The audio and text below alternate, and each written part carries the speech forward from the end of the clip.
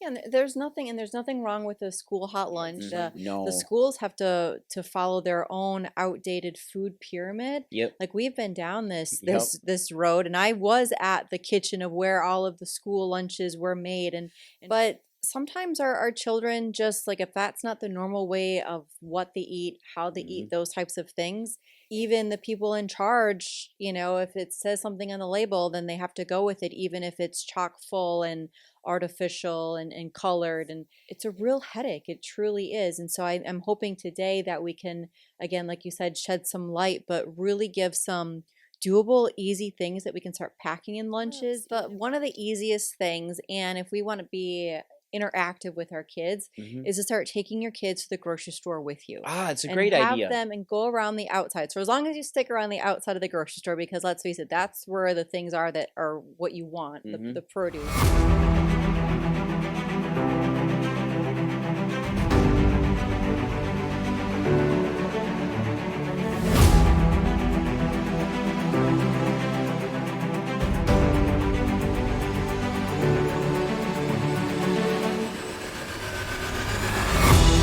Hey, everybody. Welcome back to the podcast. I'm your host, Dr. Skip Wyss, and I, of course, have Dr. Julie Wyss with me today. How are you doing today, Dr. Julie? I'm great. You look fantastic in this green getup. You must have known that we were interviewing today because It's a good day. you get a tremendous amount of compliments every time you wear this green coat.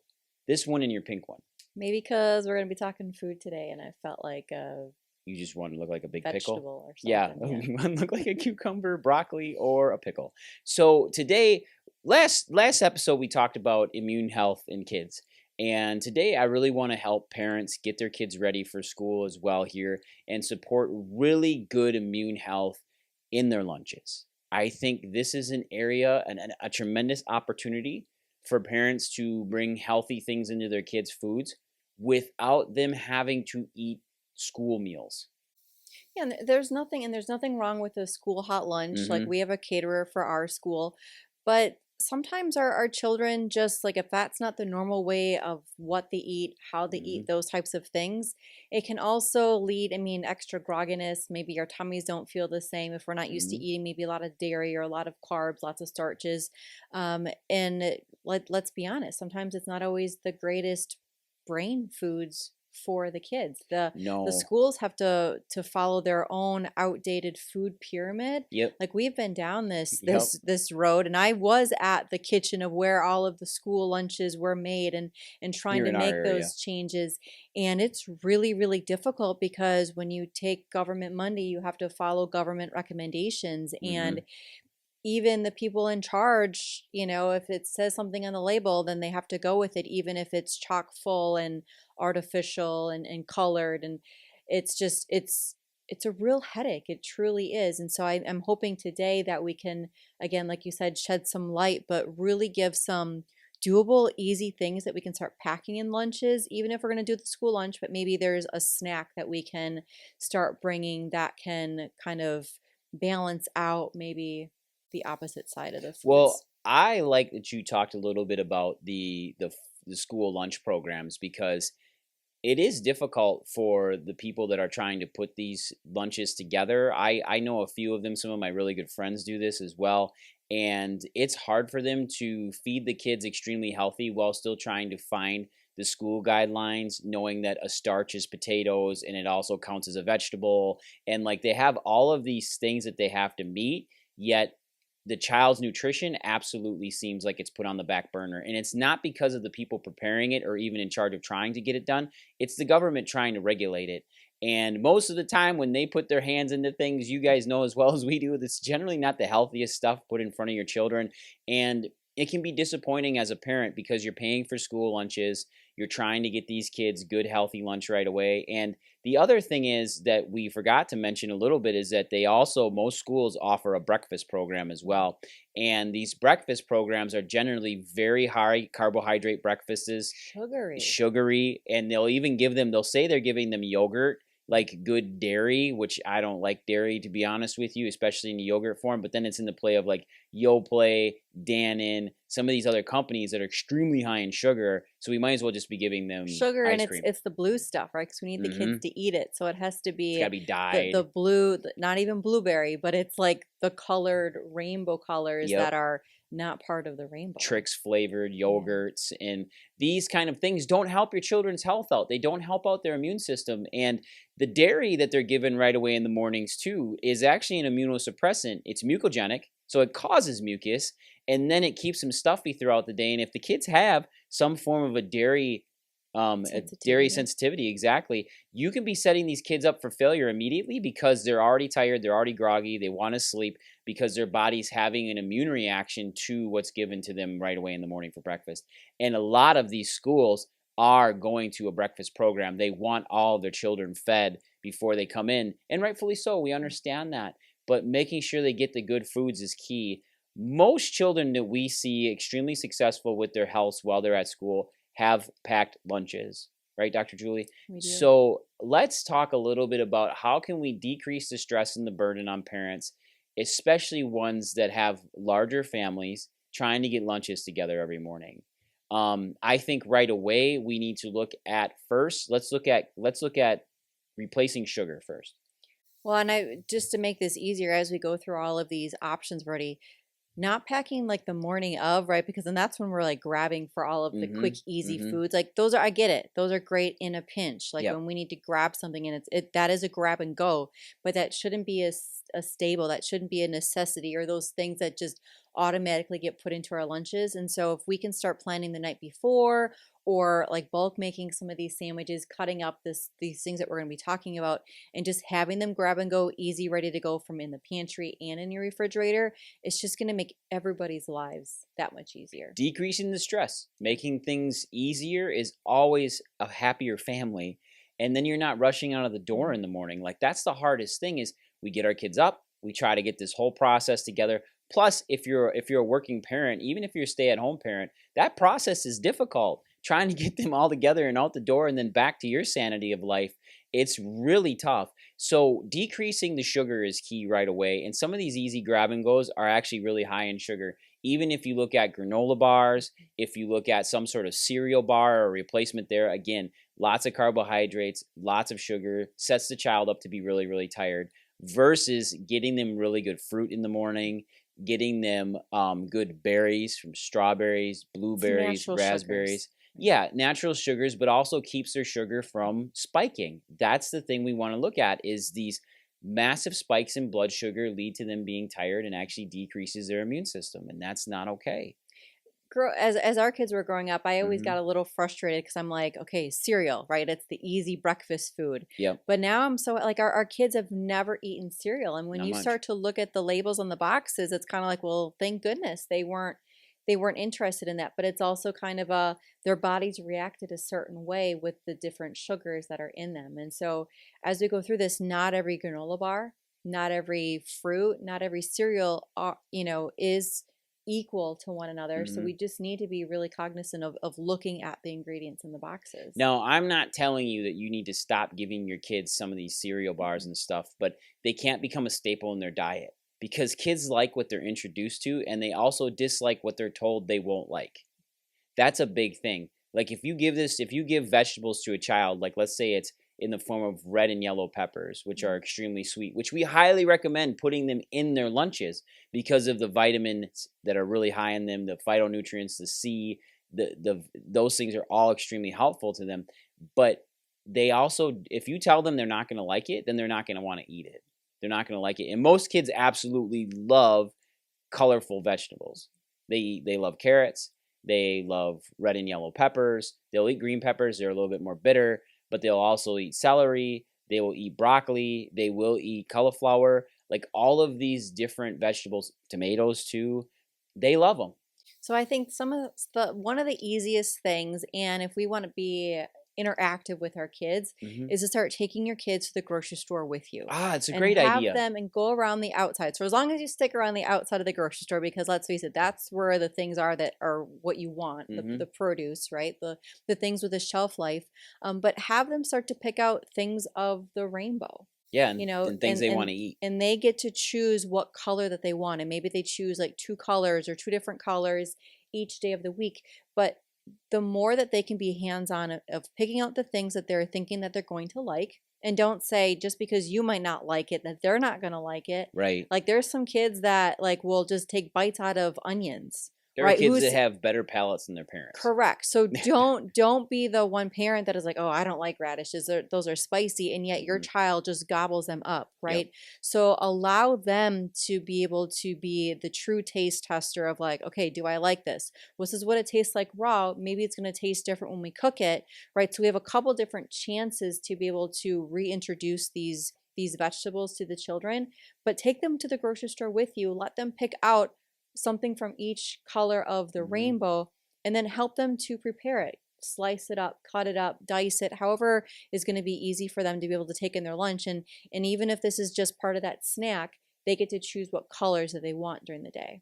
Yeah, that is some of the best advice I've ever heard you say. Like really, like I didn't even think about that. Like bringing your kid to take them shopping with you because it makes them have an active role in what they're eating, and then they get excited to eat it. You My kid know. was our kids were the ones that like if we'd be grocery shopping, they'd be hungry. Like we'd go to the produce, and if it would be a cucumber or a big carrot Hmm. stick, or I think it was even Brussels sprouts, Yeah. like that's what they were eating in the shopping cart. I mean, I paid for it afterwards, Yep. right? But like allow them to, enjoy the things of how we're supposed to eat.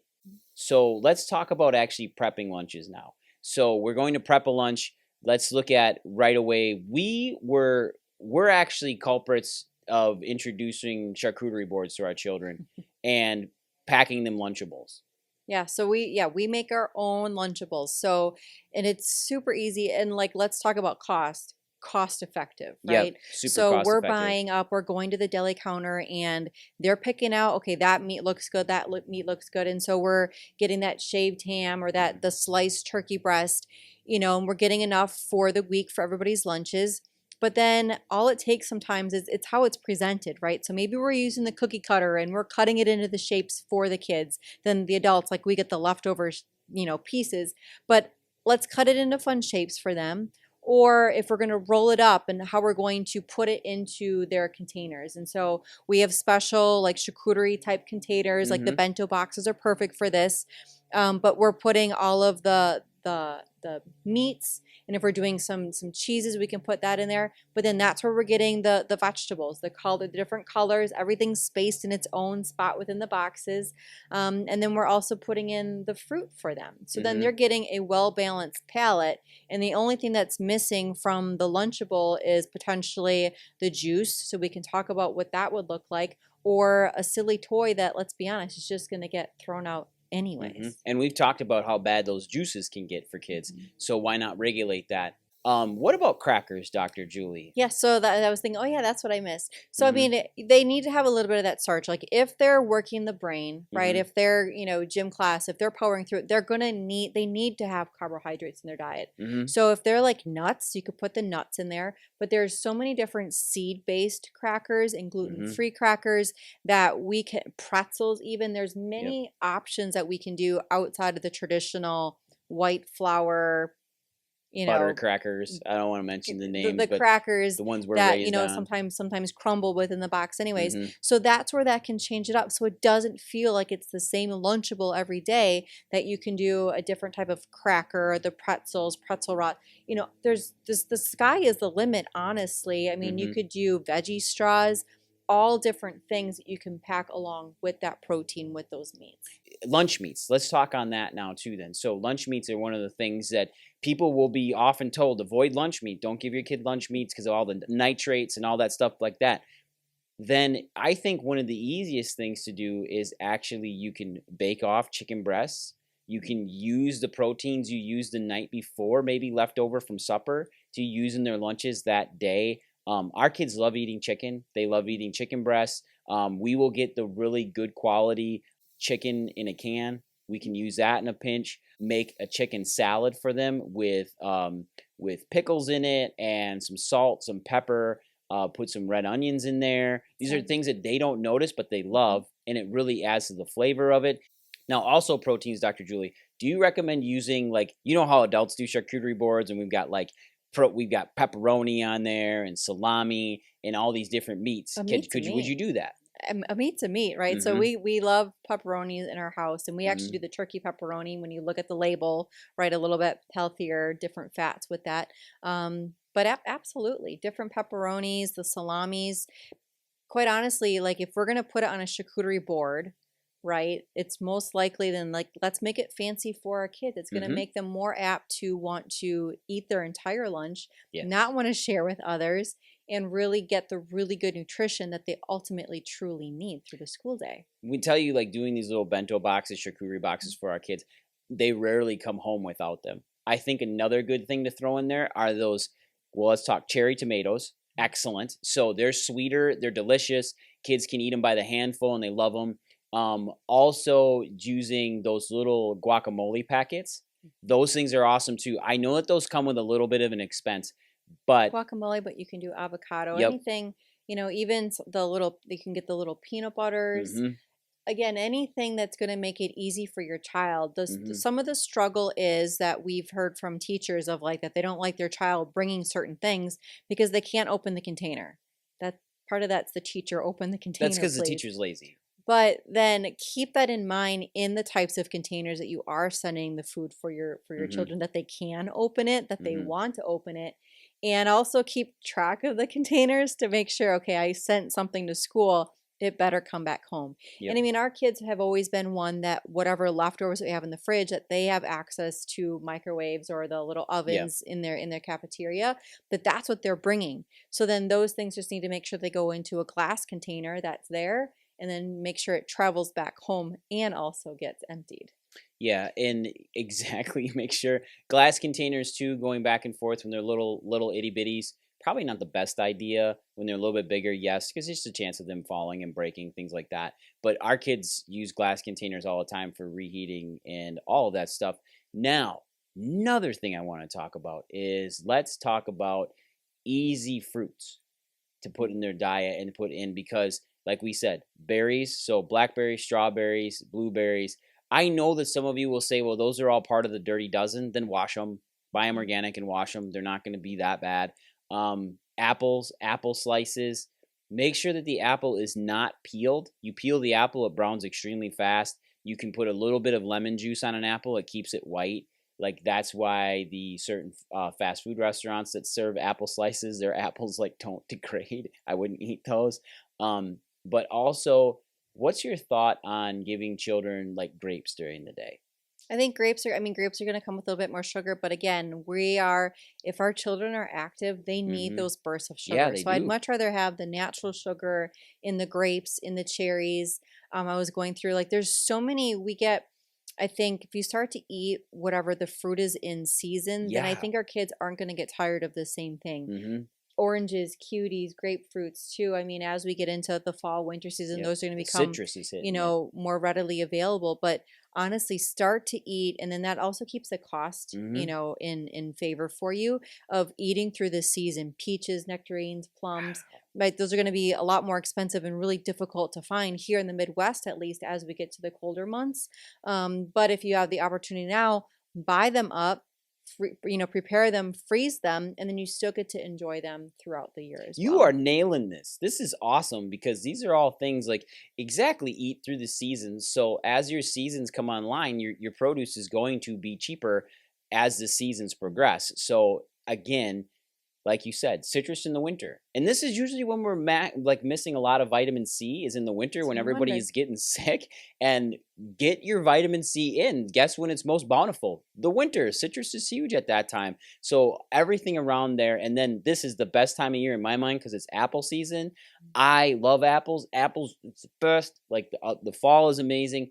But apple season again. But here's what's neat about apples is apples will actually keep for a good amount of time if you keep them cold or you keep them in a cooler place, like It's the in a cellar. pantry, a Mhm. cellar, all of that, that'll keep them, and they will last for a few months instead of just break down and ripen too quickly, get bruised, get kind of nasty and moldy. Like those are all things you can put in. Now, last one I want to talk about, Dr. Julie. What about giving your kids a little bit of a treat during the day? Absolutely. Because I exactly. So what I'm thinking, what I would pack in that lunch, and you tell me if I'm wrong. I would do maybe some chocolate covered pretzels. If the kids don't have a nut free school, I would give them maybe some chocolate covered nuts. Something but dark chocolate that Yep. promotes that, doesn't give them an extra sweet burst, but just that little bit to say, hey, great job, way to eat your lunch, and you get that little treat in there. Yeah, absolutely. I was like, like the dark mini like chocolate bars, Hmm. anything like that because again, we're all people, right? We're Hmm. all kids. But that's where we just need for them to also be rewarded. They're at school and that's tough, right? So you can't say you got to eat everything else first and then that we can't promise of what's going to get eaten first. But I think definitely having that, I like the almonds, chocolate covered almonds, just straight up, just a part Little of piece a of chocolate chocolate, bar yeah. is just fine. Chocolate chips, sometimes that's super easy that you could do, and you can Uh-huh. get the bigger dark chocolate morsels. Hmm. Again, it's just that little bit of extra something just to give that great job. Now, last one I want to talk about then is afternoon snacks. So, a lot of schools, especially with young students, they do an afternoon snack. That should be, in my mind, just straight protein. I would give them either a beef stick, maybe a beef stick with a small piece of cheese. I Big going wouldn't for give it, nuts, yep, nuts are huge too.